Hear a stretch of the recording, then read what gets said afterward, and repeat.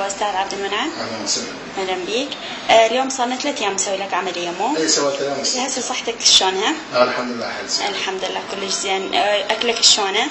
والله لحد انا بس سوائل. بس سوائل، عصير موز، عصير خوخ ومي. حسب الجدول. حسب الجدول اللي ينطاني الدكتور.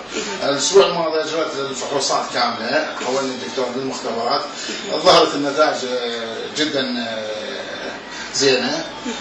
قررنا العمليه يوم السبت، اجريناها يوم السبت الساعه 1 الظهر.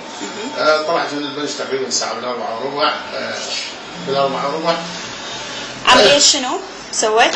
عملية قص المعدة. البقرة منها 15%، يعني شلنا منها تقريبا من 80 إلى 85%. ثاني يوم بدت بالمستشفى، وثاني يوم بعد إجراء الأشعة والفحوصات على شكل العملية ظهرت أنها جيدة وطلعت للبيت. اليوم جيت أشيل السيم وأجري كافة التنظيفات للعملية. والله أنا بسوي امتحاني ماستر.